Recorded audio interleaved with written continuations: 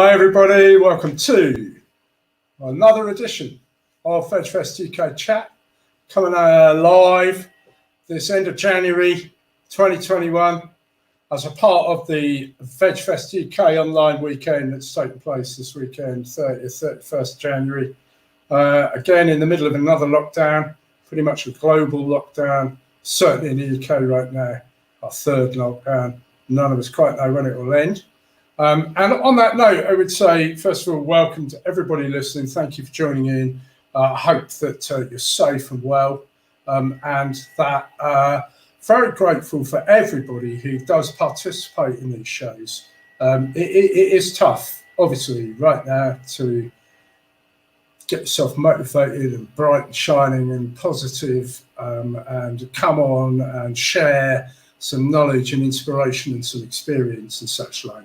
And I'm very grateful for everybody, especially who's going to come on and do that. And we have quite a number of people this weekend who are really putting themselves up for some really interesting, dynamic live stream panels. So you can find out all about that on the VegfestUK website, on the Facebook page. You can follow it all. It's free. And of course, it's going to be there afterwards. You can join and watch any time. Just a very quick update before we go too far into the show, just to say that obviously VegfestUK, we're generally a live event. This time last year, we were doing our last live event at Olympia. And we were talking to Olympia just this week.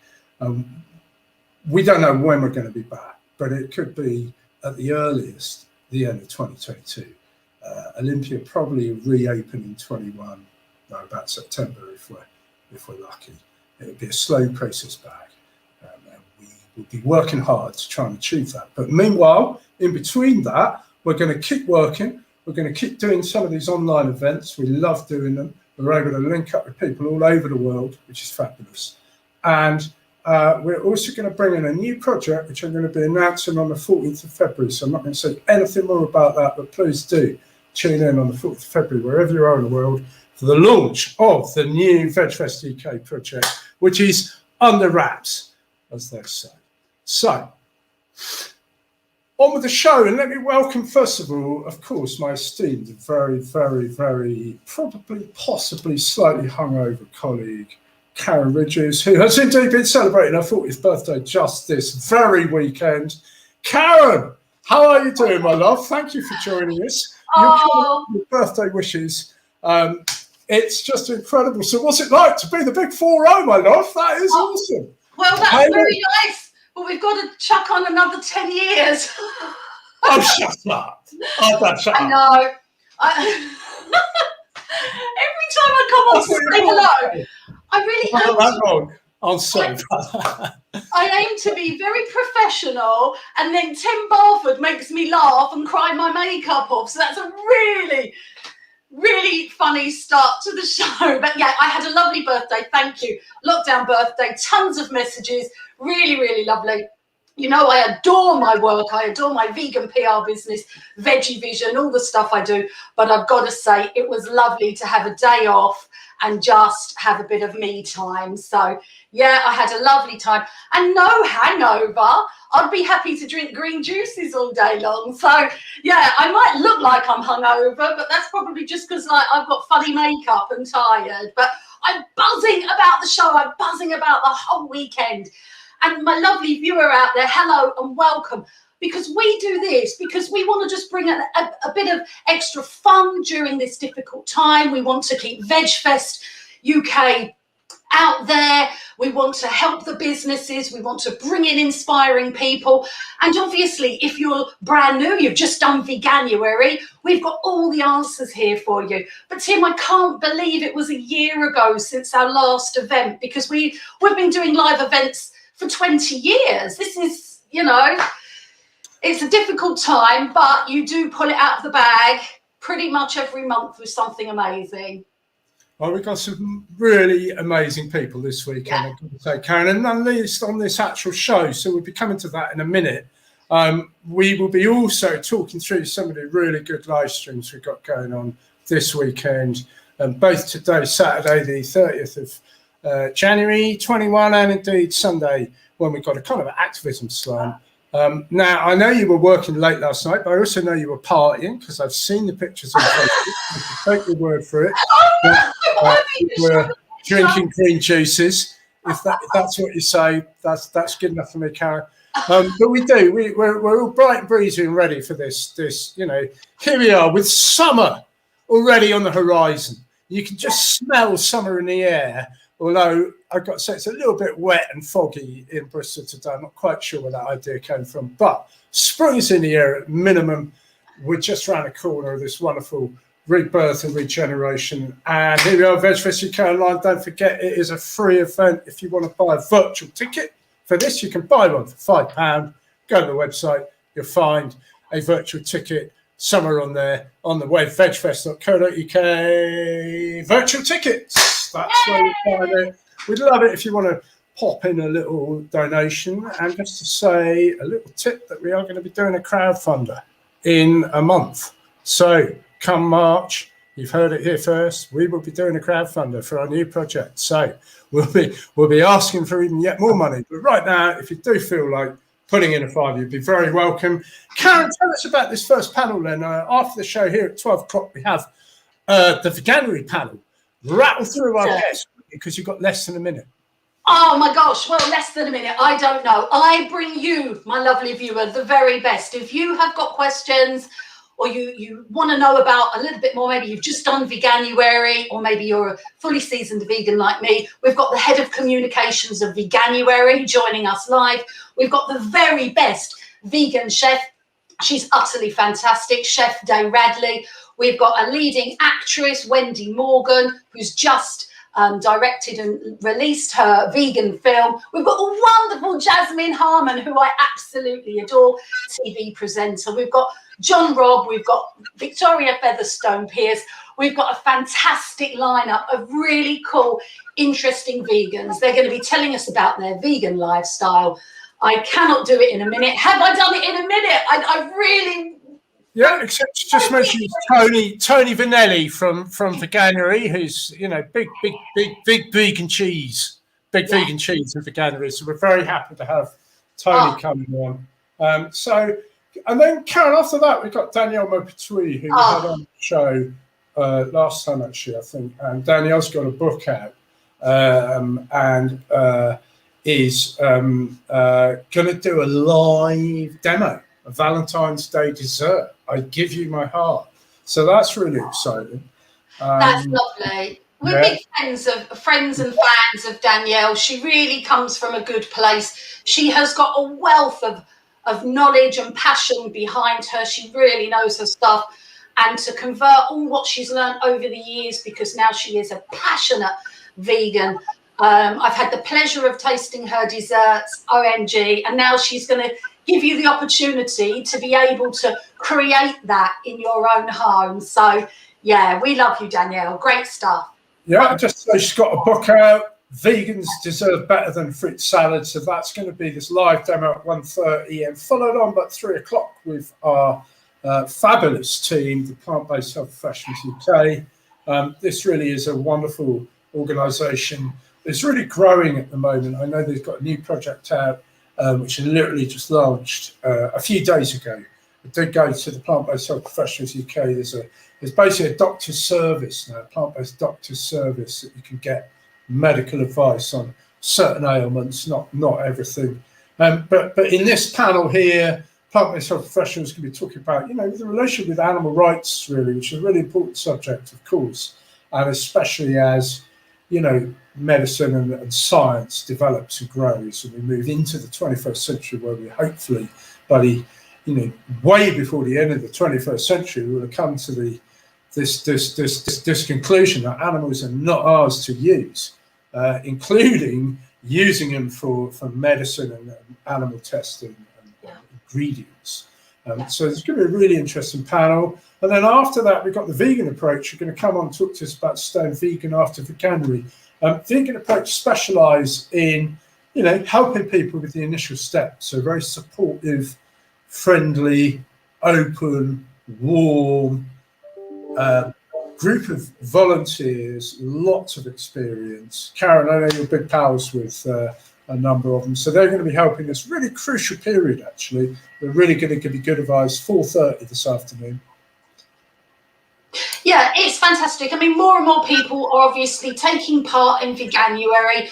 And of course, you know, what we as vegans would like, and even the aim of Veganuary, is to really, you know, encourage these people to take up being vegan forever. And, you know, like Tim and I and all the others. And there's so much information and help, and there's so many products out there now to really help with your vegan journey. And yeah, you know, you can do it. It's the best decision that I've ever made. And I thank myself that I just think I'm so lucky for the past 25 years that I've been vegan, Tim. So I'd like other people to have that feeling as well. Yeah, and then, so that's the Veganuary panel. There's a post-Veganuary panel. We've seen plenty of support here. Now, this is a really interesting panel. The Vegan Business Tribe, a really brave panel, actually, because we're going to be talking about some of the problems that we don't talk about in business. And that's including mental health issues, that's including debt, possible bankruptcy.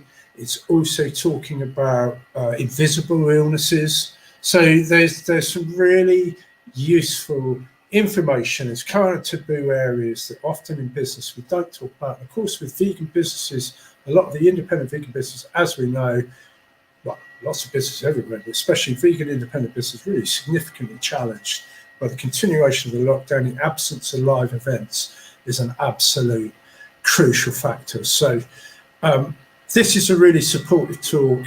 If you're not going to be able to watch any of these live, they will all be there on the website afterwards. And, you know, you are very welcome to use these resources, to share them, you know, introduce people, whatever level friends and colleagues may well be on. And obviously not every talk is going to be of interest to everybody, of course not. But and on that note, Karen, I think we'll come to this later, actually, if I remember my own script of which I prepared for this show. Later on, we'll be looking at some of the presentations we do too, which will be pretty amazing. Because there's over 100 now on our website covering all sorts of areas. So if you're a beginner, if you want to look at cookery demos, if you're interested in fitness, if you've got an interest in the nutrition side, if you like a bit of music, if you like a bit of comedy, you know, if you've got interest in business, global campaigning, there's an animal rights area, art of compassion, there's just professional catering there. Oh, we'll come to all of that later. So, but before I babble on too much longer, Karen, we have waiting in the wings our very special guest, and I know you've been working with this firm to do the PR. So tell us a little bit more. Basically, introduce, please. Do us the honours and introduce our guest. Well, I'm really excited, and I can't wait to bring on our next guest. I've known that this company have spent 10 years developing this most fantastic range of products. I'll let Satvinder tell us a lot more. I am genuinely a huge, huge fan. I think their products are absolutely outstanding. And I remember meeting them many years ago and was one of the first to try the first attempt at their products, if you like, and I was just blown away. And I met them at VegFest, which is wonderful. So I'm just should we just bring on the lovely Satvinder Bains, who is the co-founder of Shicken. Welcome, Satvinder. Thank you very much, Karen. Karen, thank you very much for allowing me on your platform. Really appreciate it. Thanks for joining us. Fabulous. And we're very happy. I know you've been doing lots of work with Karen. We've actually known you way back for years and years and years. I know that there's been little pop-ups here and there, but you've got this fabulous new project out. I've seen these products everywhere. Before we go into that, though, just tell us a bit about yourself and what's brought you now to this fabulous point of launching. Well, as Karen said, we've been trying this for a few years, and our lifestyle, it fits in with our lifestyle. So what we've done is we've developed a unique soya piece, which you can't buy online. It's a unique to our recipe. but we've managed to make that into ready-made meals. The nice thing about this piece is, apart from being unique, it's 100% vegan, and you can manipulate it how we want. So we launched with our ready-made Indian meal, which luckily Karen has been on board trying with us. And it's whole authentic, homemade, good old-fashioned meals like we would have at home. What does it mean to you personally, Satvinder? Because it's a family business. You know, we're doing things because we enjoy them and we want to make a difference. And I feel that that's an important part of your work with chicken, isn't it, Satvinder? It's like you said, it is a family business. Everyone's on board. My husband, mum and dad, even my two boys, bless them, because this is our lifestyle as well.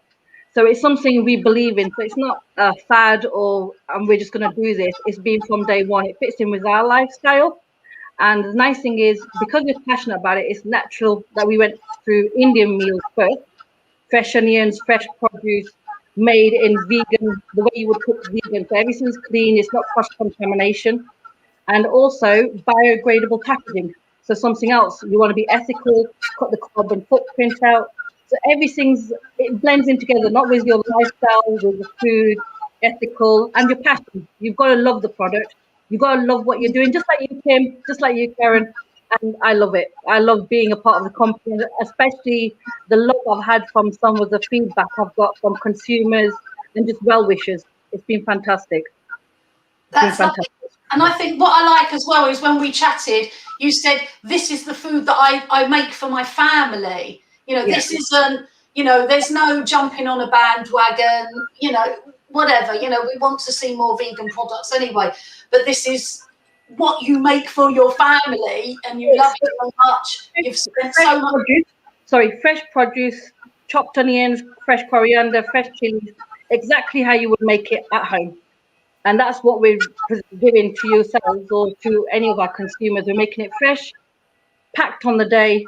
It goes out when it's dispatched. And the nice thing is what we love is so far, anyone that gets it, they love the aroma when they open it. Yeah. And we've had good feedback that said you can tell the difference from a factory-based to a hand-cooked based. Nice. The reason we did Indian, because obviously with our heritage, it's a lot easier to cook. As you can see, we've got a couple of more new recipes coming on board, which we were lucky to try yesterday. The next one will be Pan Asian. Then you've got kebab, summer skewers. But the nice thing about the piece is it manipulates whatever you make it.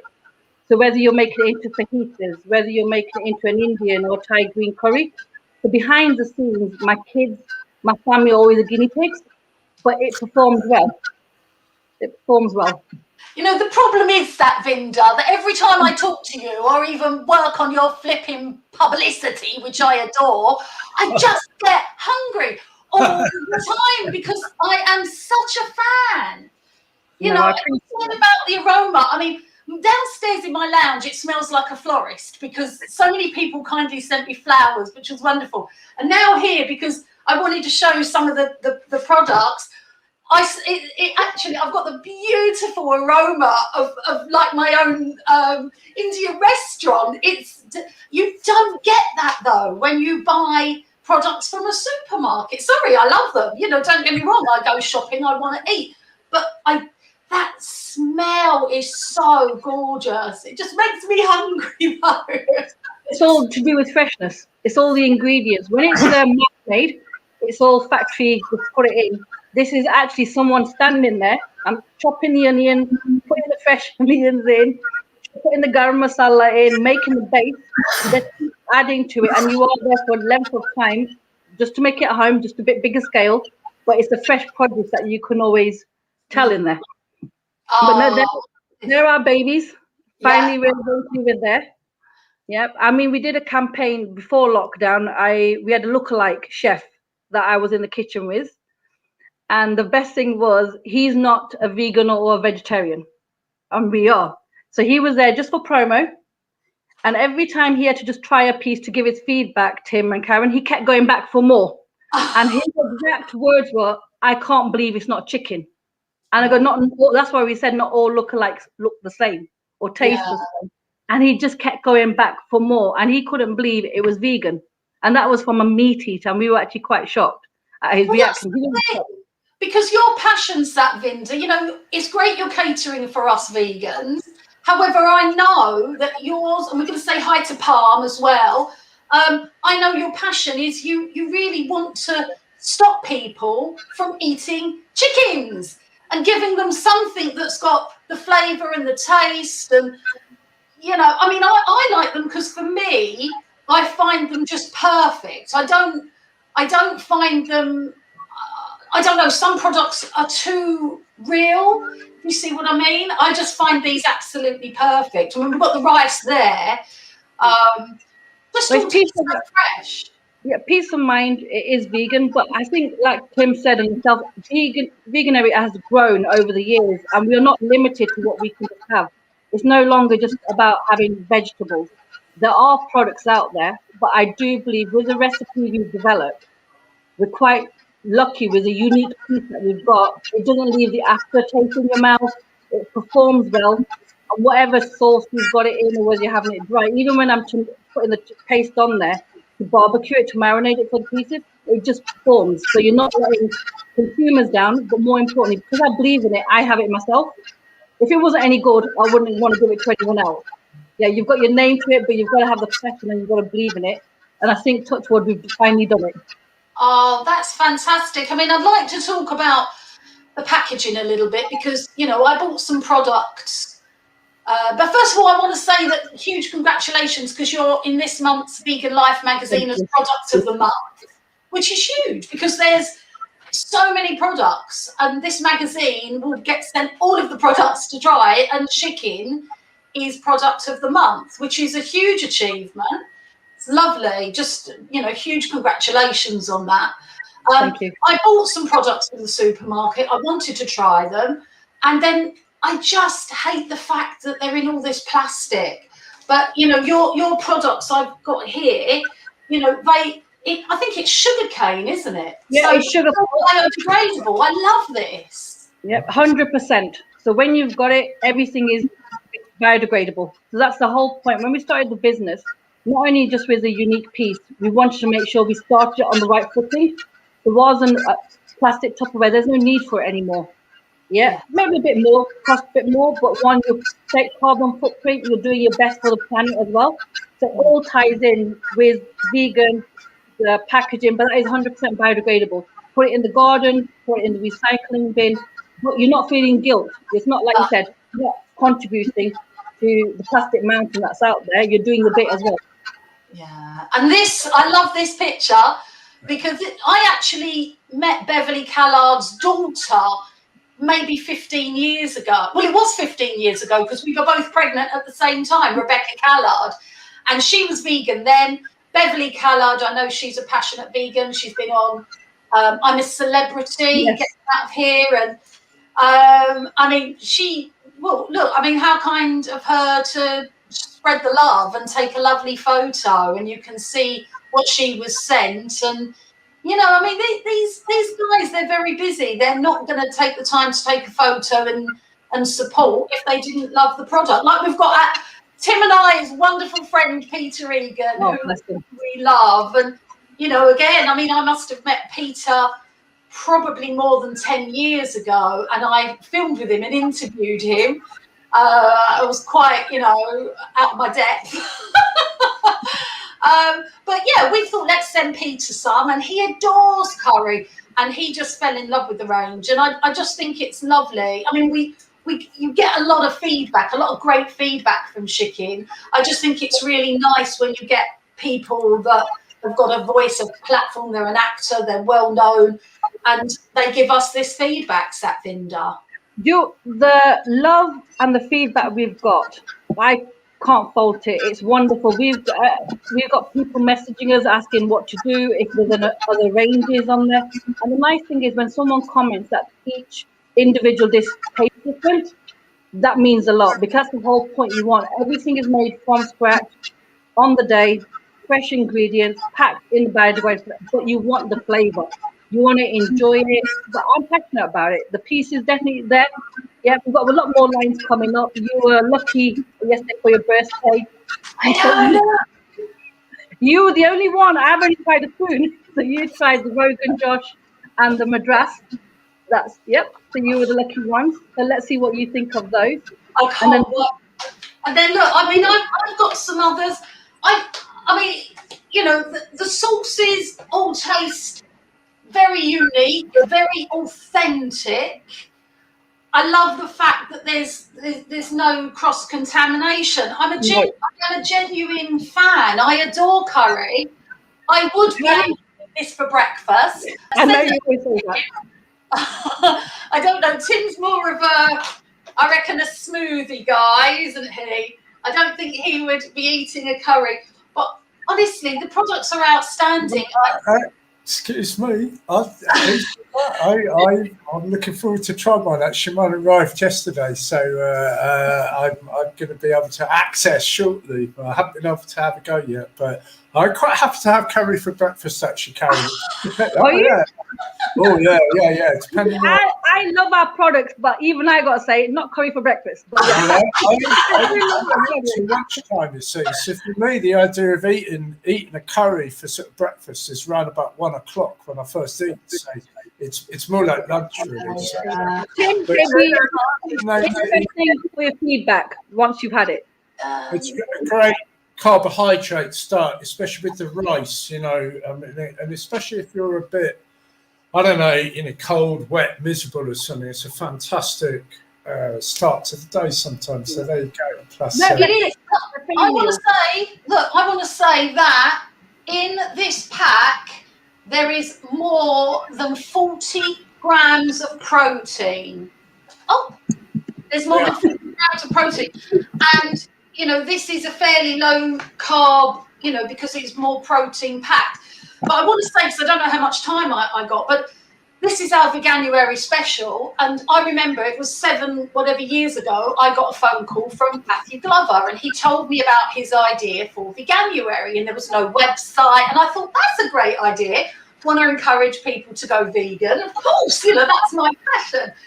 And sort of fast forward 7 years, I think, my God, that phone call, it's a big part of my life, and for me, it changed history. And I honestly, I think I said this, I honestly think that we're at the beginning of something huge with chicken. I think the products are outstanding. I love the packaging. I love the people behind it. You're genuine. There's everybody that's tried the product has fallen in love with it. I just feel like this is a game changer product, and I'm not just saying it because I wouldn't. No. The name chicken is soya and chicken put together. Yeah. Chicken. Well, you don't need to compromise on taste. And the nice thing is, like I said, the Indian range was naturally, because of heritage, it's easier for me to make. Yeah. Next is Pan Asian after a few things, and then summer range. But it'd be nice to see what your viewers, but what guys can do with this. So we've had a lot of good feedback. So I appreciate all the support that we have been getting. Oh, there's a bit of a special offer running too. So if you've got, I think you can see the bottom underneath there's a VegfestUK promo code. So you go onto the website, claim your Valentine's promotional offer. Satvinder, is that open now? Is that? Yes, it's open now. And how long does that last till? Just in case people watch later. Well, touch wood, it's meant to be a couple of weeks, but normally we do get a lot of people, just kind of consumers saying, can we have it a bit longer? So we have got no problem. So basically during February, at least up until Valentine's Day, but if you're lucky and you make a nice message and request possibly just after, and you probably get a VegfestUK claim your Valentine's promotional offer. Well done. Satvinder, that's been brilliant and really interesting. Another time, actually, what I'd like to know more about, maybe we might be able to get you back on maybe in 7 weeks' time when we do Plant Powered Expo. I think I was sitting and listening to you and thinking, also noting, Karen, because Matthew Glover's launched a chicken alternative, like a vegan chicken range too. Yes, so, it'd be quite interesting actually to hear more about the actual specific development of these protein-rich products that not only now provide the nutrients, but also seem to replicate the taste and texture is the all-important thing. So it's been very interesting listening to you. We wish you absolutely the best of luck with this. Thank you very much. You've got lots of wonderful people supporting you, so well done. And Thank you. A proper family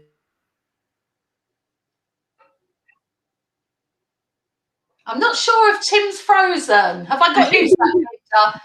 I He's think, definitely frozen. yeah, we seem to have some technical difficulties, but we're bringing Tim back. But Satvinder, thank you so much. I don't know if there's anything you want to add while we just rejoin with Tim. I know we've sort of wrapped up. Thank you to all of you. Thank you to our wonderful consumers and feedback from family and friends for supporting us in this journey. I mean, we've made this unique piece, especially for everyone to enjoy. We're trying to stay on the ethical side, not just to give you good, great value meals, which are tasty, but also in the correct packaging. Any feedback would be always appreciated. All right, Tim, thank you very much. Thank you. I must have frozen there. So been wicked to listen to you. Thanks, Satvinder. Bye. See you later. Bye. Bye. Bye. Oh, what fantastic. Love the brand. And yeah, I really wish Shicken all the very best. That you got to go and try them, and you've got a VegFest discount. There's so many different flavors, so many different products. They're developing more. Go and use your VegFest discount and get a little bargain. Yeah, so Karen, that was brilliant. That's really, really interesting. I said it gave me a little thought for when we do our next one, which is going to be in March 20th, 21st. Yeah. So it's going to focus on health and fitness, that one, actually. So it'll be less on animal rights and activism, more on health and fitness. And one of the things is I think we'll look at is some of the alternatives to the meat products that of course a lot of them taken the world by storm. I mean, the Omnipore people who released the spam out of Hong Kong, the vegan spam, which I think is just launched in the UK. So, but we have got some very interesting ones coming up tomorrow. We've got a whole weekend, as you know, live streams, and tomorrow we are going to be focusing pretty much on grassroots activism, vegan activism, in a little way, try and help perhaps encourage people or inspire people to be a bit more active. There's lots of different ways of being active, of course, to help promote veganism and plant-based diets. So one of the things we'll be doing tomorrow is having a little panel with Nella from Athens, Sim Mohammed from Fez in Morocco, Roger Yates from Dublin in Ireland, and myself from Bristol. Our three guests have been talking especially about sort of what they're doing in their different parts of the world on a grassroots vegan activism level, how we're going to be coming out of lockdowns and out of the pandemics and into, what have we learned, where are we going, what are the challenges. So there'll be some quite inspiring stories there. Chris Mohammed, who did the VegFest Morocco last year. We've got another one here too, Karen, which you've helped me with. It's going to be fascinating. This could go on all day, actually, but it's only going to go on 2.5 hours, 1 hour. One is going to be Vegan Queen V. Could come and do some of the songs that she's been writing. So basically about ending the use of animals, encouraging people to go vegan. But then your good pal John Robb, who I'm going to be talking to. Chris Chan is a musician, as well as a writer, as well as a promoter, and a number of creative arts that John encompasses. And I'm very much looking forward to him coming on. Actually, John's coming on in about an hour or two today, isn't he, for the Veganuary panel? Yeah, really looking forward to him. He's a great guy, big VegFest supporter, and just looking forward to hearing from him. And obviously tomorrow you're going to have the time to go a lot more in depth. Today we're just going to pick his brain a little bit and say hello. But yeah, really looking forward to having John on both of Saturday and Sunday VegFest UK. Yeah, and then Sunday afternoon, 4 o'clock, joining us from New York is not only going to be Omawale Adewale, but also some further guests. And that's going to be really interesting. Omawale's got a book out coming out very soon called Brother Vegan on Lantern Publishers. It's going to be on February 23rd, actually. We're going to do the book launch with him, so make a note of that for your diary. It's going to be a really interesting talk. Black vegan men and the Western vegan movement. 3 or 4 black men spanning, actually, we've got a 14-year-old kickboxer. We've got his dad coming on. We've got Omawale, who's in his 40s and lives in New York. He's a family man, kickboxer too. And then we've also got Kevin, who's interested. He's a pastor as well as a security guard, as well as a close combat expert who will be in his 60s. So we'll have a range of black vegan men from New York giving us an insight into quite a lot. So that's going to be fascinating. And then at 6 o'clock, we're going to do another AXR session with again some activists from around the world. So it's a global session. Of course, one of the beauties about what we're doing, and indeed, Karen, we will be taking this a step further with our big announcement on February 14th, when we announce our sort of whole plans. What we're going to be doing.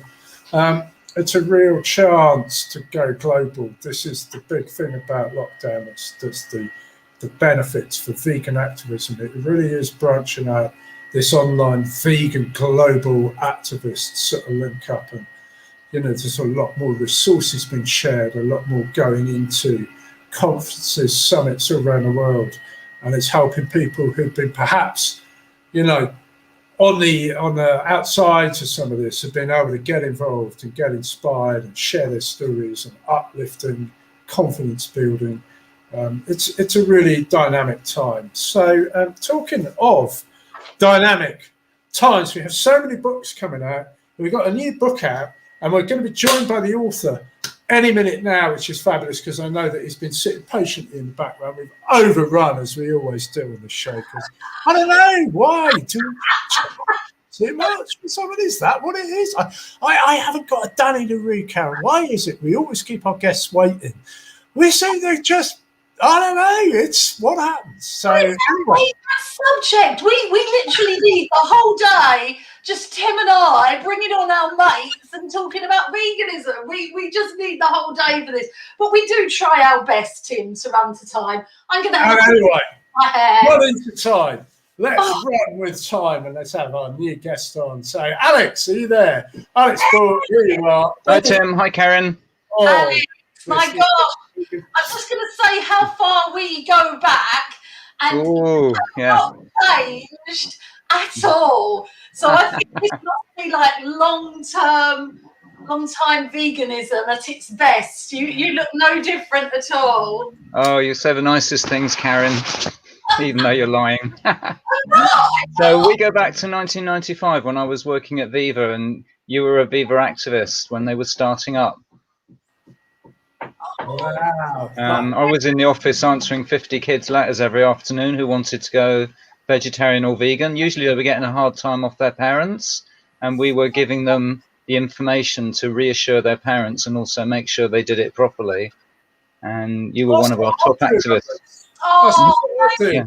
With vegans who upset my mum and dad in 1980, I thought it was a great move. Yeah. So what can I do to rebel? I know. Go vegan, and I went plant-based diets. Yeah, it's not very good as a rebellion, because once the parents get the nutritional information, they're actually quite proud of their kids. Oh, it used to be fabulous. You could really upset people by going vegetarian or vegan or something. I mean, 40 years ago, it's a real poke in the eye for all sorts of people. I loved it, I must admit. Yeah. But these days it's like, oh yeah, Mum, I'm going vegan. It's like, oh, good for you, very, very, well done. Health, environment, and of course, animals. But Alex, here we are. You're here to talk about our book, your book. You've got a new book out, and this is. Before we come to this book, well, okay, no, okay. Hey, where's my copy? Okay. Hold tight. Where's my copy? Why haven't I got a copy? Never mind. I'll show you one, Tim. That's what it looks like, and it's everything you need to embrace. I'll tell you what, I have got a copy because I read a bit of it. Alex, you sent me a PDF, and I had a read of it, and there's some really funny stuff in it. Actually, I think what stands out this book is actually it's a real laugh, and there's a section in it which I'm going to go straight to, and that is, you've got your different classifications of vegan. You've got all sorts of vegan types. Some of which will resonate. They're all quite amusing, actually. And just talk us through that little bit, because that was the bit that I must admit I found quite amusing, actually. Yeah, well, this goes back to when I worked at Viva 25 years ago. People didn't realize how much there is to know about veganism, and there are so many ways to do it. And so if you go to a talk by a particular one vegan, you think, oh, I can only eat raw food, or I can only eat Japanese whole foods if it's macrobiotic, or I can only eat plant-based whole foods if it's a doctor, or I can only eat junk food and pizzas and cakes if it's a person who likes that kind of food, who's maybe quite young. And so in the new book, The Vegan Guide, we go into depth in all the areas of veganism. But the things that have never been done before is our chapter, The 20 Tribes of Vegan, where we look at all the different ways of doing veganism, whether you're a baketivist and you like doing lots of cakes and stuff, or you're a whole fooder, or you're doing it for religious reasons. We've got a guru, and we say briefly what they do, but we also poke fun a little bit, because some of these vegan tribes are a bit serious and they're quite emphatic that if you're not an animal rights vegan, you're not a proper vegan, for example. And we say, well, the animals don't care why you're vegan. They just care that you are vegan and that you've stopped their suffering. So we'll say things like the foragers, the people who like to go out and get free food, they're quite likely to say something like, oh, I've just foraged a sack load of blackberries on the common, but they're very unlikely to say something like, oh, I don't really like greens much. And for each group, we say that. So, for example, there are the Skinny Bitches, which is a big American tribe. The book Skinny Bitch back in the noughties was by two fashion people, and it sold 3 million copies. And these are for sassy, professional, confident vegan women who smash every stereotype about vegans being hippies. And they're likely to say something like, wow, I've got a nice tight pair of fair trade jeans that really show off my butt. And they're certainly not going to say, well, fashion degrades women. They're out and proud about who they are.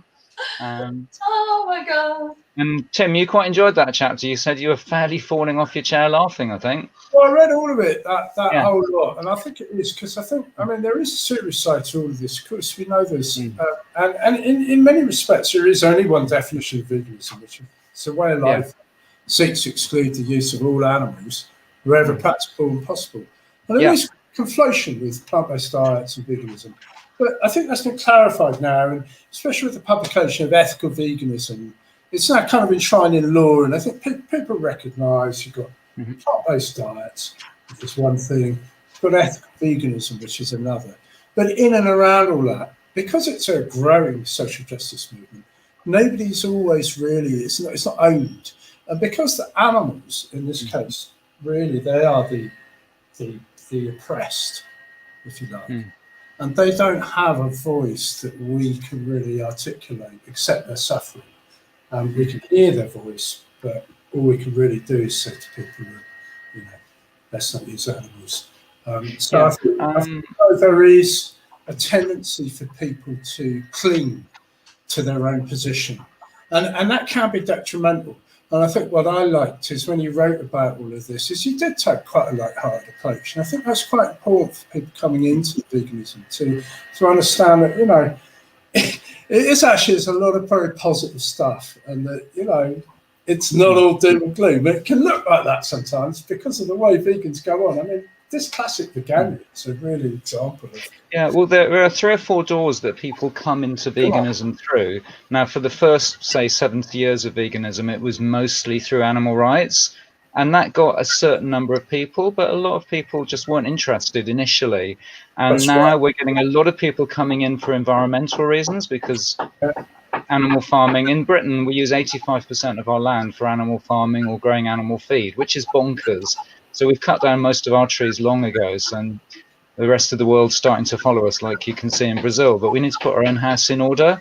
But a lot of people come in for health reasons. So in the book, we have a whole chapter on nutrition by a nutritionist, and we have a chapter looking at all the vegan doctors who are curing people of diabetes, often reversing heart disease and lots of other conditions. And we look at the different well-known vegan doctors who pioneered that, including some new British ones like Gemma Newman and Alan Desmond and Shireen Kassam, who set up plant-based health professionals. And you've got them on later this weekend. People can hear all about them. So we thought it was important to let people know about that, because for people in the second half of life, the health benefits of being a plant-based whole food vegan are tremendous. You're going to add potentially decades to your life, and you'll be mobile and active right into old age.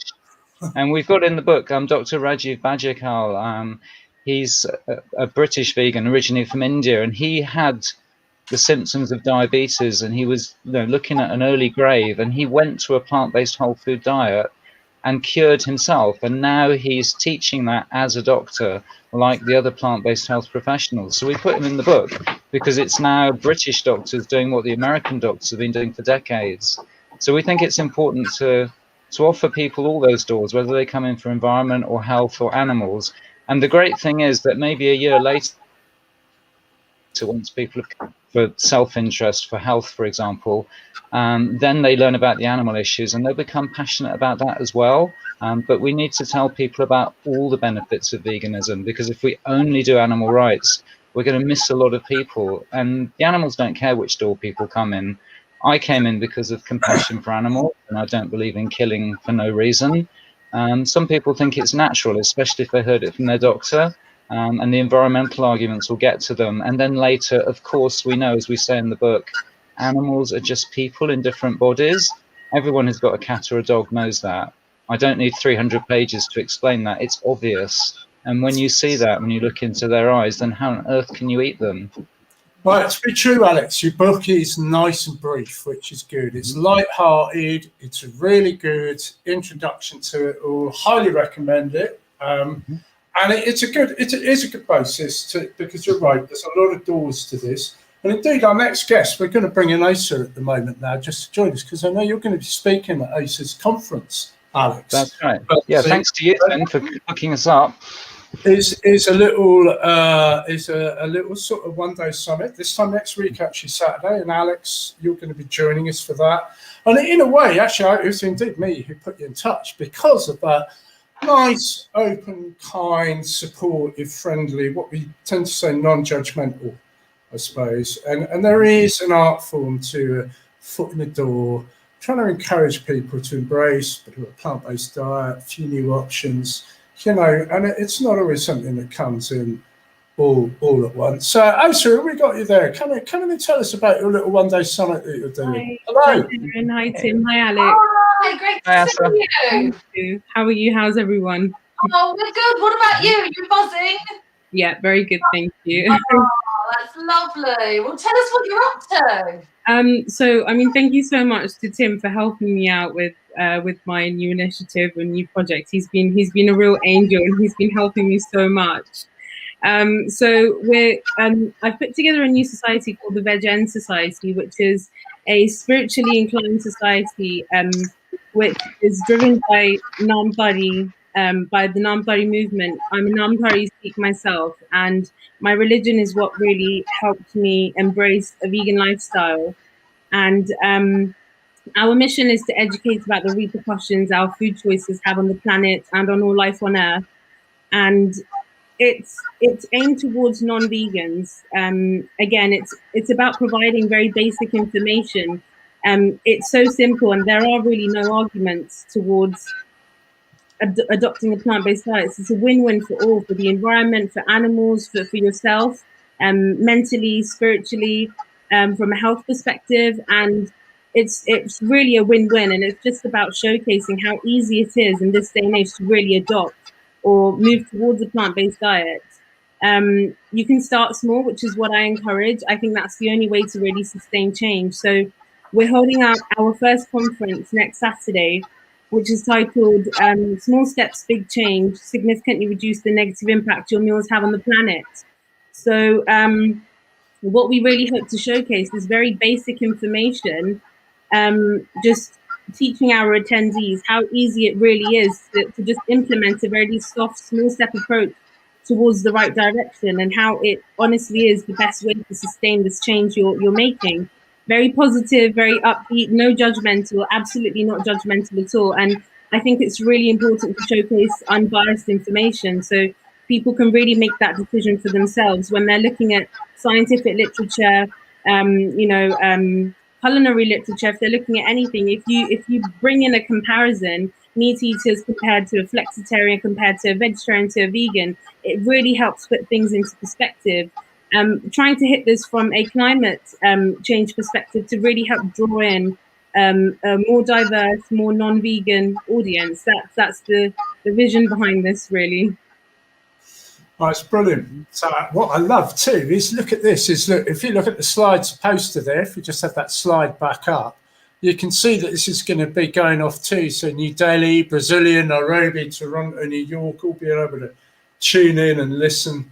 And that is one of these amazing benefits of this sort of new online conference thing. And that's what it does. It looks really interesting. Alex, I've got to say, your picture there, it looks like you just stepped out of a 1990 rave. You look like you've been raving for the weekend there. Yeah, I've got a time machine, Tim. I didn't tell you about that.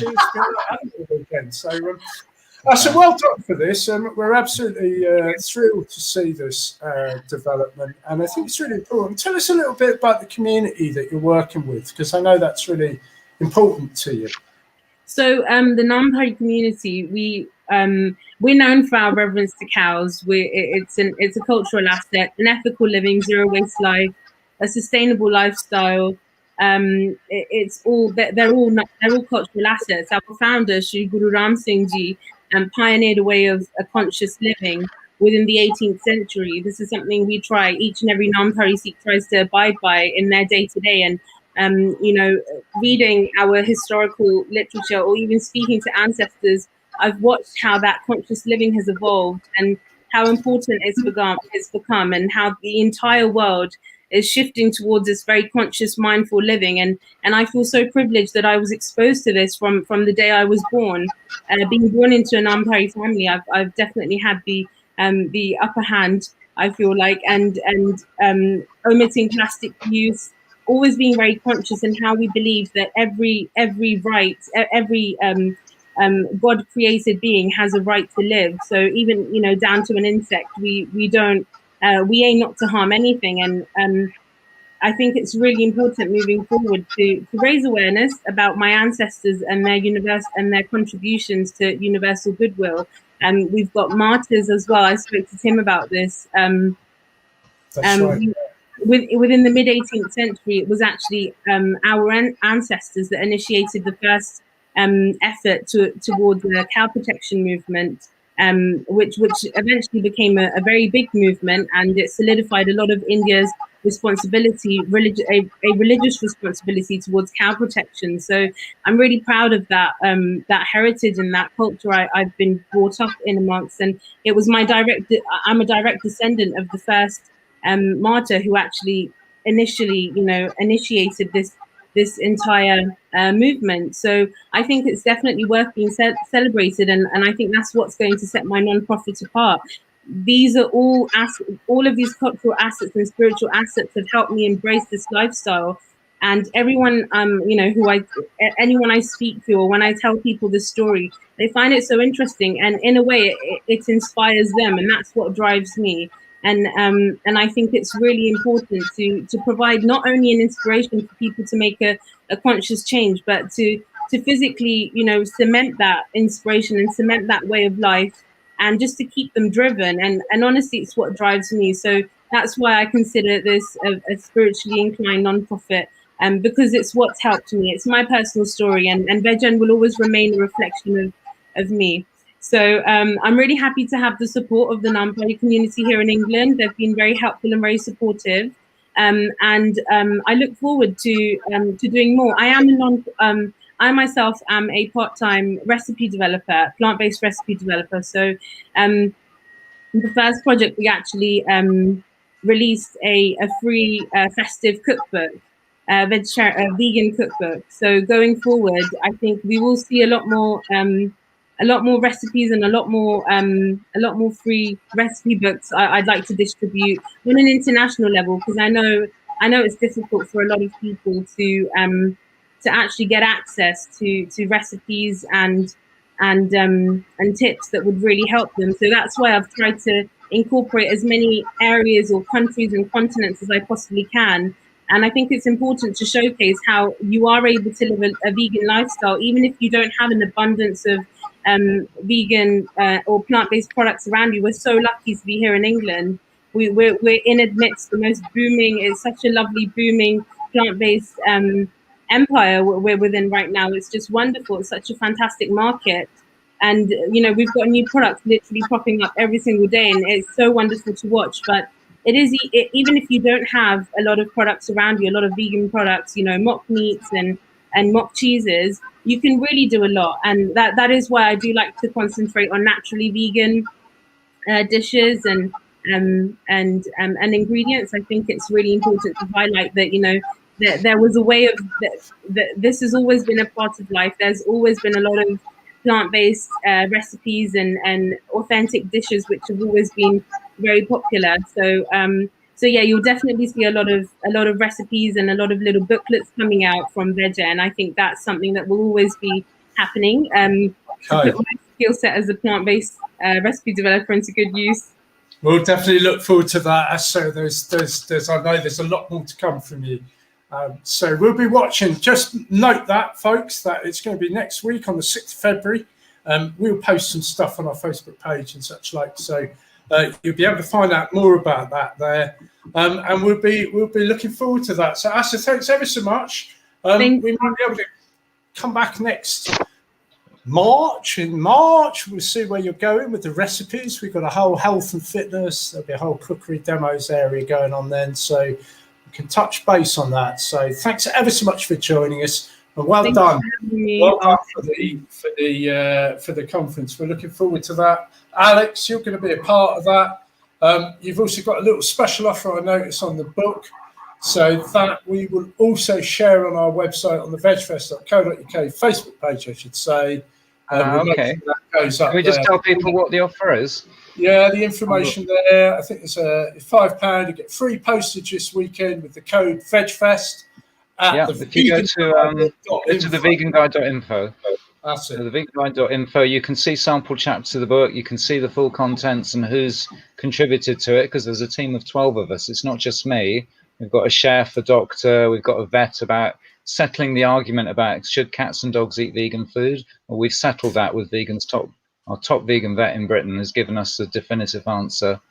So the veganguide.info, it's only £5 for 160 pages, and we'll give you free postage this weekend with code VegFest. Lovely, and guys. You'll be all set. If you've done Veganuary, that's all you need to get you through the rest of the year. Well done, folks. Thank you ever so much for joining us today. We are going to, there's the book. We'll say goodbye now because we've got 2 more guests waiting. And we not only have a run, but we were run by about 20 minutes, which we always manage to do because we get some really interesting guests.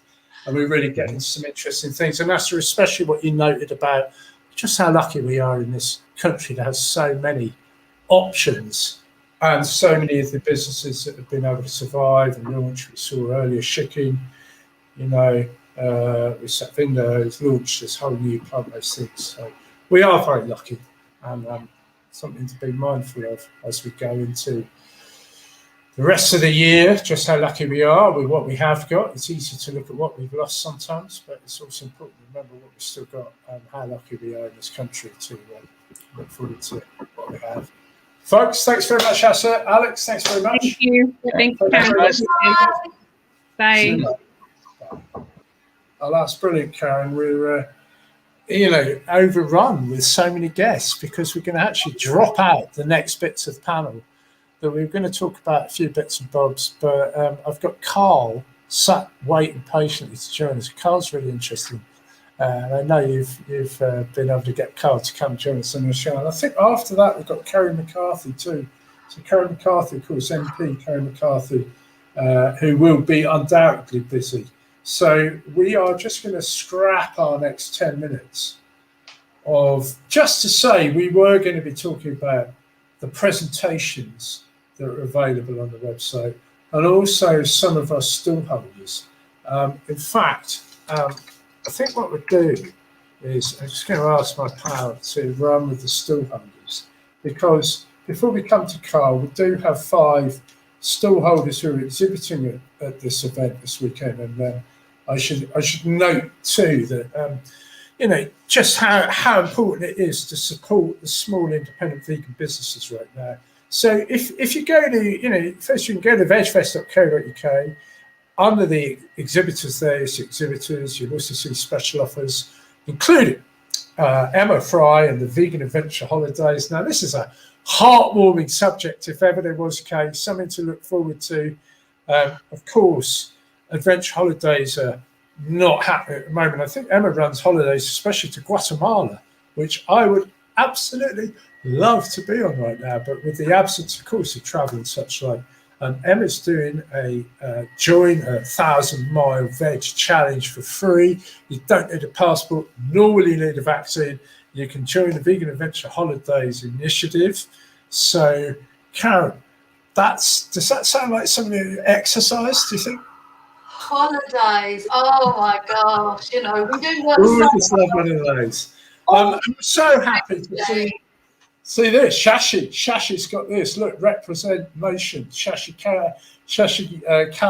Kali from who we've known at VegFest for a number of years with a different business, but it's launched this fantastic plant-based T-shirt, social justice project, which I think we need to get Shashi onto our show fairly soon to tell us more about this, because this is really looking interesting. So Shashi just launched. You can see this on the VegfestUK website. It looks amazing, Karen, doesn't it?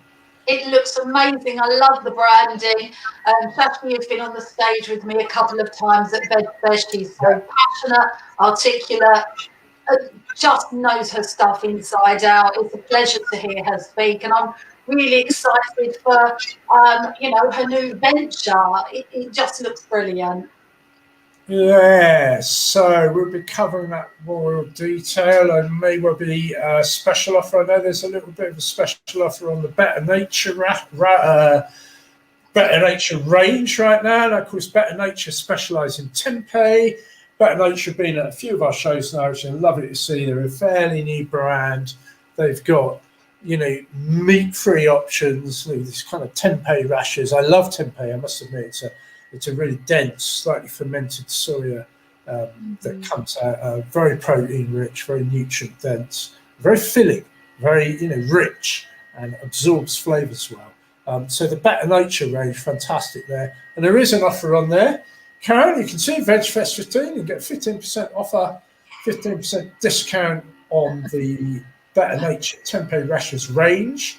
Go to their website, betternaturesfood.co. and you will see more special offers on the special offers page of the VegFest. Oh, fantastic. They've got a great range, really innovative products. I've bought loads when I've been to VegFest before, and they're great. Give it a go and get 15% off as well. Woohoo, that's great. Yeah, and we've also got a little pig sanctuary that is one of our stallholders, and that's been nominated by one of our I think by the Vegan Approach, actually, have asked us to highlight this sanctuary. Of course, the sanctuaries all over the UK are having a tough time, of course, this winter especially. Pigs in the Wood is a non-profit sanctuary for pigs. Clues in the title, I guess. Plus, of course, this lovely pig we have here to say good morning to. Pigs, such lovely creatures. I know, it's just awesome to see that people are taking time, and if you can help at all, if you want to perhaps donate, looking after the survivors of this state-sanctioned violence that animals have to endure. It's really important as we come through this process of not using animals that we actually pay attention to looking after the survivors of this terrible time for animals. Hopefully going vegan will really address that issue. Of course, it's not just the food, it's also the clothing. Leather alternatives are big. Watson & Wolf, one step ahead of the game. We've been working with Helen for a number of years now with Watson & Wolf. Quality products. Karen, absolutely gorgeous. Love them to bits. Yeah, really great company, lovely people behind it, great quality. Look how sophisticated and smart they look. They're just absolutely stunning. So, yeah, really great that they're on board with this weekend, and look forward to doing lots more with Watson & Wolf. Is there a special offer as well? Yeah, 15% off. You've got more special offers on the website, vegfest.co.uk. Don't forget that. But Watson & Wolf, 15% off some fantastic purses, bags, wallets. Basically all non-leather, all made with a leather alternatives, no dead animals there. So Karen, there's some brilliant summer activities, and I wish all of our small businesses, you know, I mean, it's very difficult to be supportive and to help small businesses apart from really going on and buying some products. But if you've got gifts coming up, if you've got presents coming up, trying to buy from small vegan independent businesses, of course, a huge bonus right now for anybody. Any cash flow right now is big. So do spend wisely if you can. Karen, we've got a new guest coming on. We are going to go straight to our new guest. Tell us a little bit about Carl Donnelly. Well, I've seen Carl perform live and checked out stuff online, of course. I saw him, can't remember the last time I saw him. I think it was about 3 years ago, funny enough, at the Veganuary media event. And he's just such a funny guy. Well, anyway, let's just bring on Carl because people want to see Carl, not Hi, us. Carl. Hello. How you doing? All right. You're looking very French. I do look French at the minute. A few people have said this. I've got. I mean, it's the tash and the fact that I've started wearing striped tops for some reason during lockdown. Was the Veganuary media launch, Karen? Was that the one that was an absolute car crash? Like, not for Veganuary. It was a great launch, but for the actual live performance aspect, it was one of the worst. He's telling me that there was some challenges on the night, but we all had a lovely time. It was It was a great event, like, but it's just basically, for anyone watching wondering what basically it was just the press launch for Veganuary that year. They have a different one every year, and that year they said, would you be able to get some vegan comedians to do a set? And I'd host it, and basically it was all like a lovely mingling press launch, and there was snacks and photos, and then it was like, right, now we're gonna have some comedy, but everyone was like sort of not interested in the comedy. We're just there they were too busy drinking champagne and eating nibbles. So I was there. It was a tough gig. I was in the front row. I'm the front row girl. I mean, I think you and about 3 people were the front. No, that was it. That was the front row, and it was fine. I mean, it was quite a funny experience to sort of commentate on at the time. But as a comedian, you've got to handle all of these situations. Yes, I've learned that over the years. Tell us, what have you come across before then that you're like, oh my God, how am I going to deal with this? Oh, I've done gigs that are, end of the world tricky. I once did, there was a club that opened in Belfast. It only opened and closed within about a year. It was never going to work. And it was basically, it was only attended by stag and hen do's for some reason, and I did it, and I was the closing act, and I was meant to do like 25 minutes, and basically, the gig before me, every act had gone on and basically just being talked over. It was almost like they were background noise. Oh no! And I went on, and I was just like, I don't know what I can do. And as I was on stage, I was trying to get their attention. And then I just said to them, I said, look, what do you want from me? Like, what's the point of this? And then somebody just got up and gave me a pint of lager, and they went down that, and the whole crowd were like, ooh, down it. So I just thought, well, all right, I'll down a pint. And I downed it, and then everyone went crazy, and they're cheering.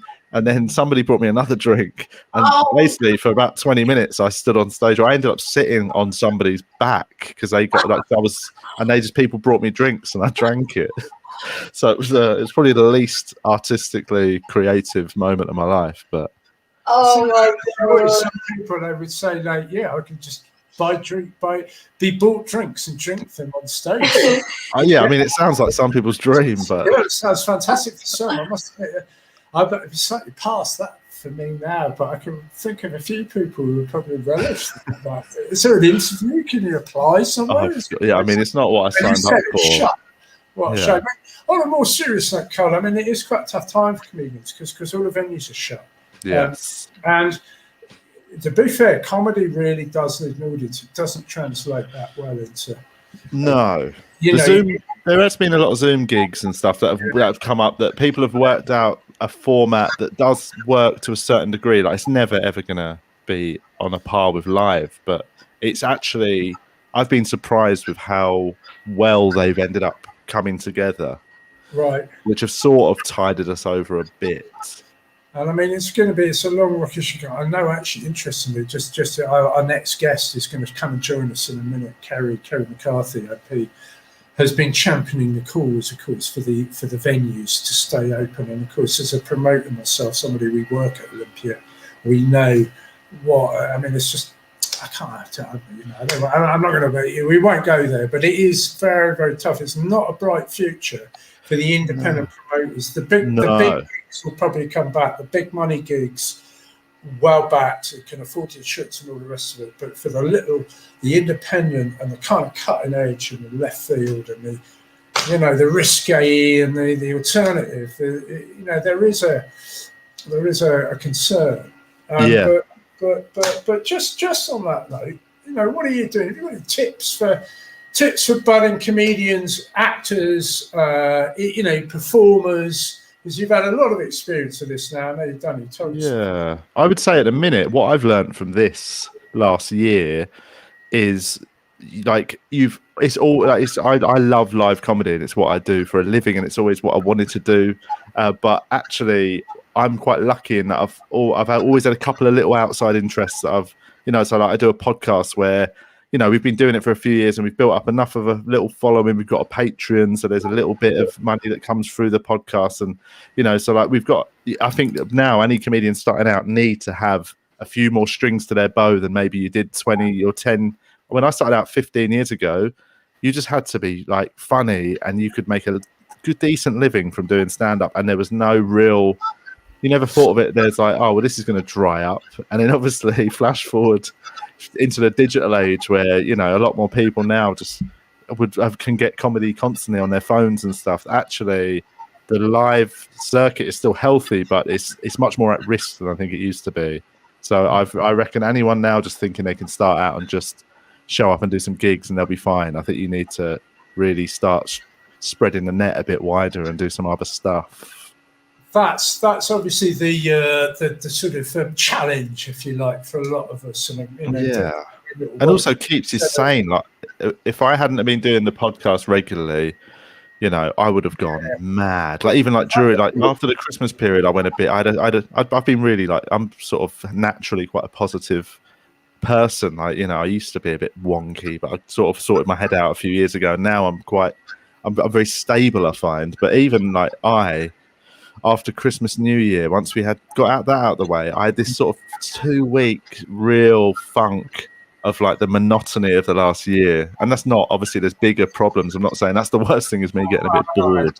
I think it's true for a lot of us, and it is really important to keep doing it. It's just why I'm really grateful for everybody who is joining us, because, it's about trying to keep inspired and focused, keep your mental health, keep learning, because there's actually fantastic opportunities for a lot of us that we know to develop. As I was just going to say, we've got the same problem with shut.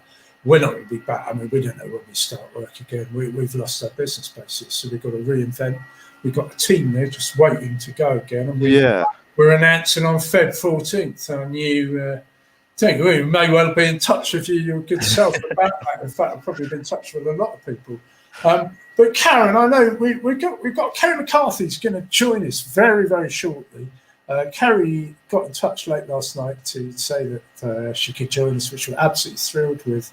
But Carl, I know you've been pals with Karen for a long, long time. Yeah, I remember last time I think we spoke, Karen, I did your radio show over the phone, but I was actually, I don't think I said it at the time, but I was in the pub with mates.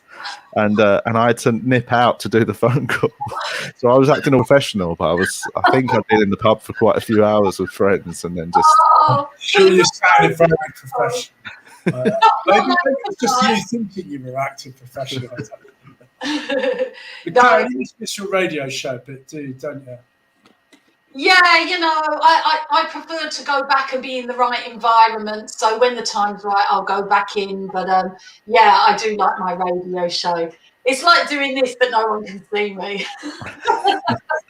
But Carl, I know we're going to sort of move on, but I just thought you said, we're just going to be out of time. We just need to have Carl for 3 hours. But you said you've always wanted to be a comedian. Have you just always been naturally really, really funny? No, I mean, I think I was I mean, it depends when. Like in certain scenarios, I think I'm funny. There's times when I get bored of my own voice, to be honest. But like, I was at school, I was I was quite a big teen. I'd sort of put a fair, bit of weight on in my early teens, and so I knew that was my lot for my teens. So I sort of developed this thing of trying to be the funny one. Sort of, so I learned the skills to deflect any insults at me.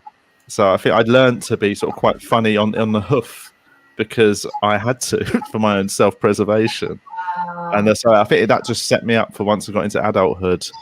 In terms of actual skills I had, I was never very academic. I was relatively. I like reading. I sort of tend to understand stuff, but in terms of actual doing it on an academic level, it wasn't for me. I got bored too easy. So in terms of finding something I could do as a career, all I had really was like I could chat essentially. I was good at job interviews when I was bumming around doing bad jobs, but actually, ultimately, once I got into the job, I didn't like it. Oh no! Well, that's brilliant. We're going to bring Kerry McCarthy now because we want to keep you on here and chat a little bit more. And I'm actually just going to ask you a little bit more about sort of venues and such like, and what more we can do to help. But of course, also it's veganery, so we are also talking about being inspirational, kind of helping people along the line. But Kerry, I know Kerry, you're waiting patiently here to join us. So I think we'll see Kerry appear on the bottom right of our screen. Hey. Left. Well, it worked. Much.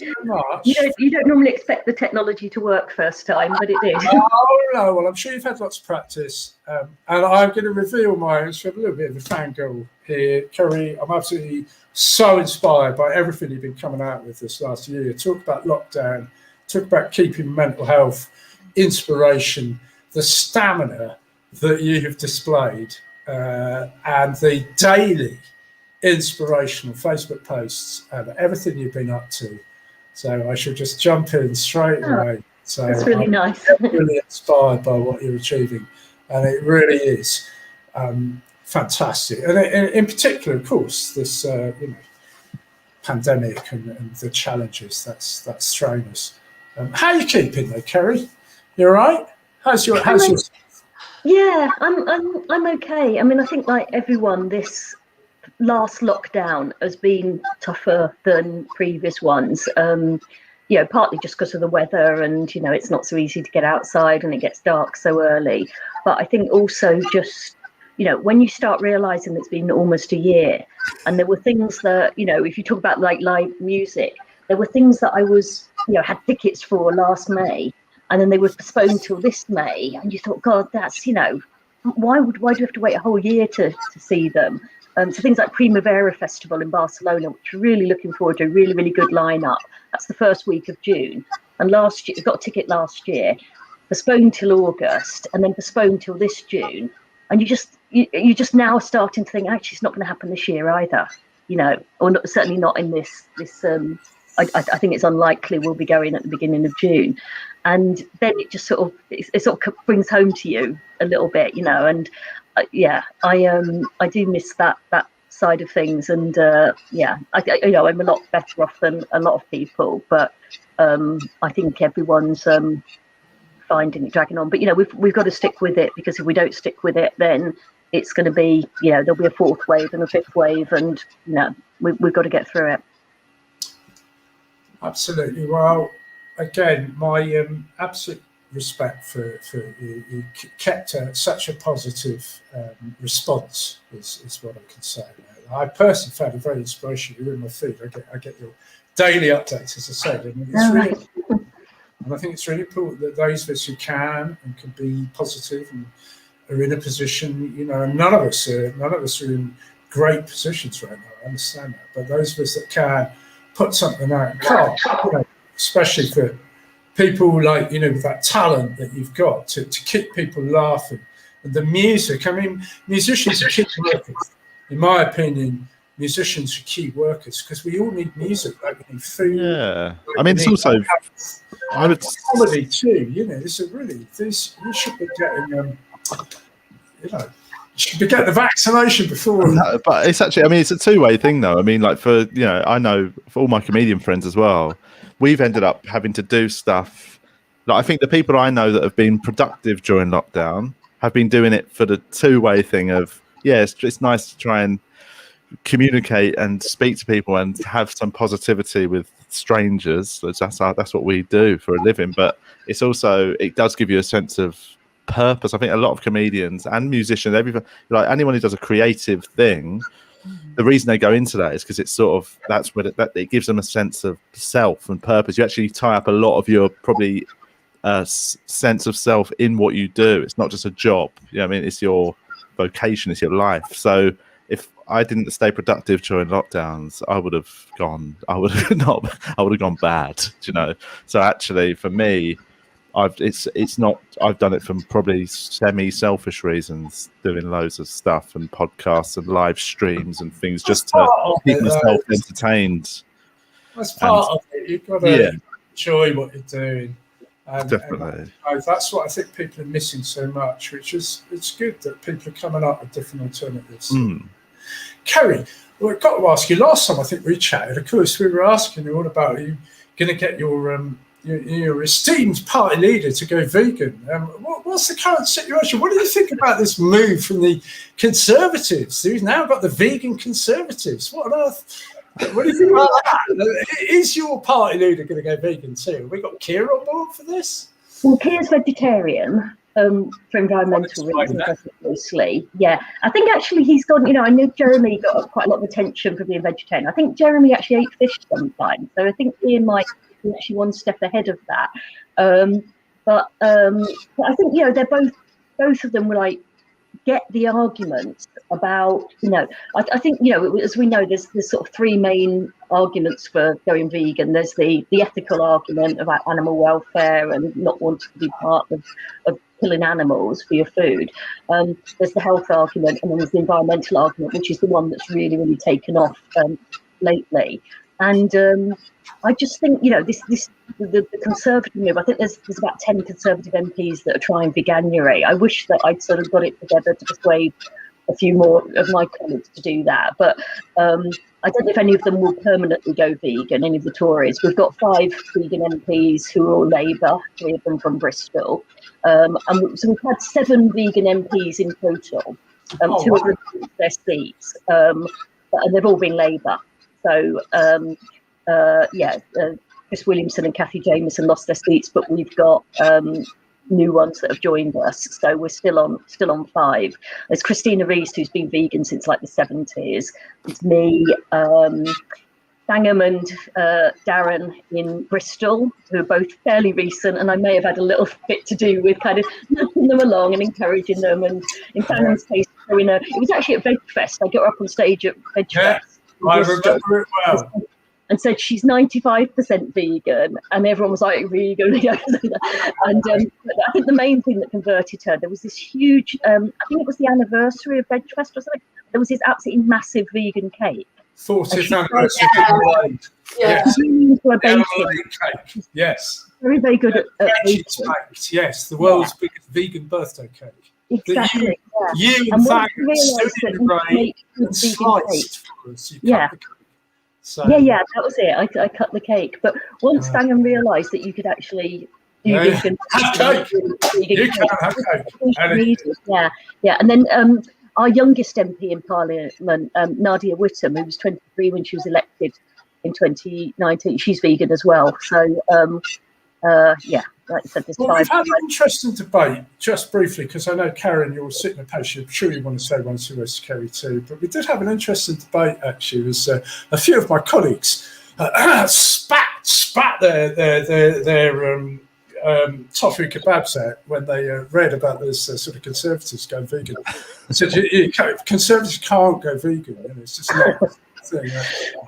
I argue, well, of course you can go vegan, but I think it is true that but generally, the principles of veganism tend to be a sort of left-leaning principles, and I'm not sure that a far-right Conservative member could really claim to be vegan, because it isn't really the principles of justice that we would see apply. I'm sure we could have a very interesting conversation another day. But I personally was heartened to see the Conservative Party taking on board veganuary, taking on board plant-based diets. And I think specifically where we really hope the key issue is the subsidies. The subsidies as we come out of Brexit, we come out of the CAP. And I'd love Kerry to talk to you more about this. Really hear it, because I know this is a key area for you. About sustainable food, and not only in this country but all over the world. And you mentioned the 3 tenets of veganism. I would always add in the 4th one, which is plant-based diets are just sustainable food production for a growing world population. It's such a key area. I think I'd sort of put that in under the environmental one, but the guy that I think that was instrumental in persuading the Tories to try veganuary actually used to be chair of Bristol Conservatives. So it's that Bristol influence again. We get everywhere. Can we try that one too? When I've spoken, I did a debate on the environmental impact of livestock farming in I think 2008. I did a debate on World Vegan Day 10 years ago, and Tories were actually coming along to sort of hear and heckle, and were so angry with me. And it just, so while I sort of agree with what you say, it was a bit like, how come they care suddenly? It just shows that we made progress, and obviously we want as many people as possible to get that message.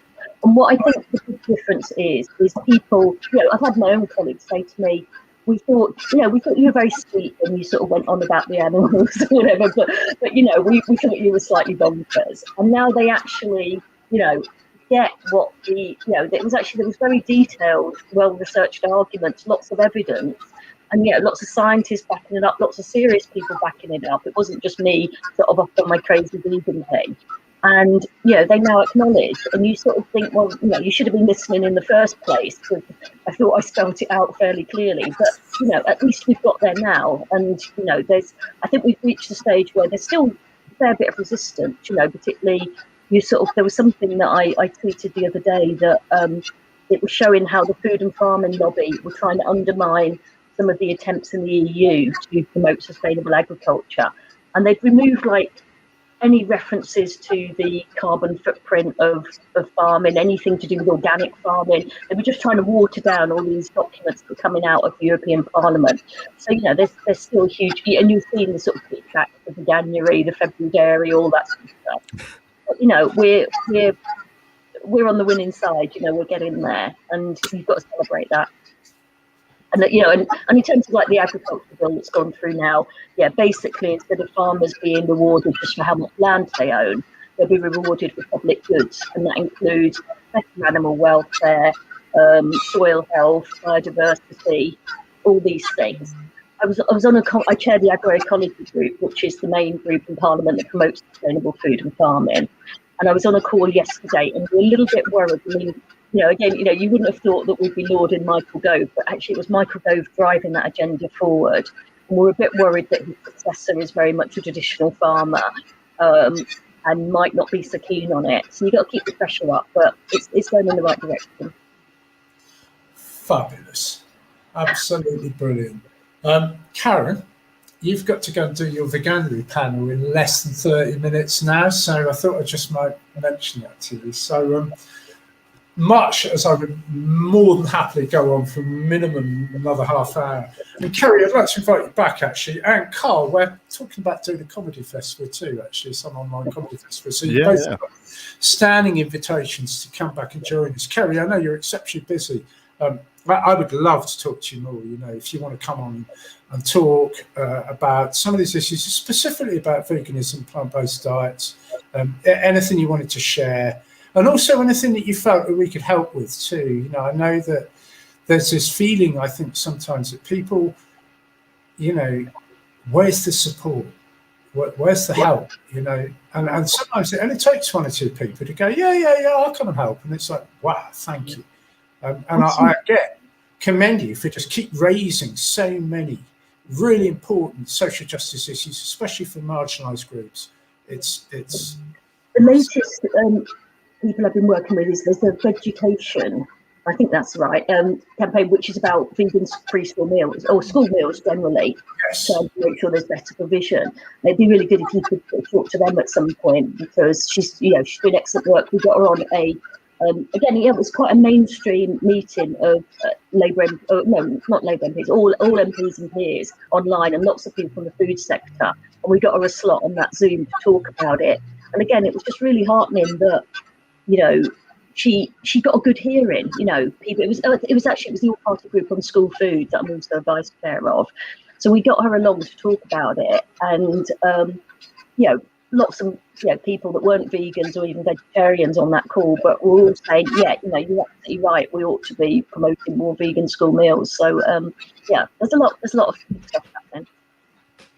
Well done, guys. Okay, we're going to wrap up. It's 11:30, so we're going to say goodbye. Otherwise, we'll carry on for another half hour. So thank you again both for joining us. Do come back. You've got good work, both of you, all three of you. Karen, you've got an hour and a half coming up, so you've been spared a little bit of a little rest, but you can get going. And just to say, also very many happy returns, because it is indeed your 50th birthday, not your 40th birthday, Karen. And honestly, it's just fabulous. So much good energy. So congratulations on your 50th birthday yesterday, Karen. And we are going to end actually for lunchtime so that you can go off and party with your family. That's part of what we're doing, isn't it? So, Kerry, thank you so much for joining us. Well done. Keep going. You've got so much support and respect. I know that. And Carl, thank you for your contribution. I want to talk to you about our comedy festival, so I should do that. Just let me know. I've not got much on at the minute. So we're going to have a bash, hopefully May, June, doing an online sort of comedy style event. Cool. So I'm always up for that. Cool. So, folks, that's it. We're going to end now our VegfestUK Chat. If we could just say goodbye to Kerry and Carl first. Say goodbye. Thank you, guys. Thanks. Take it easy. Good work. Thank you, Carl. And Karen, just to say thank you to you. We're going to go straight on, I know, so we won't say very much. Just to say, though, before we go, of course, there's not only all weekend, but we've got Plant Powered Expo coming up in March. We've got the book launch for Brother Vegan coming up in February. We've got the new project we're announcing on February 14th. So we've got lots going on the Veg Fest. We'll be back for another issue of VegfestUK Chat, probably on March the 20th. Will be our next one. Karen will be back with the Veganuary panel in 27 minutes. Yeah. Exciting. So lovely. Thanks, Karen. Well done. Oh, thank you. Great VegFest chat. Amazing guests. Really inspirational. So I had fun, and I hope you, my lovely viewer, had fun as well. So just keep safe, and thank you for your support for VegFest UK. That's it. Thanks very much, Karen. We'll catch up soon. Cheers, folks. Thanks for listening. Bye.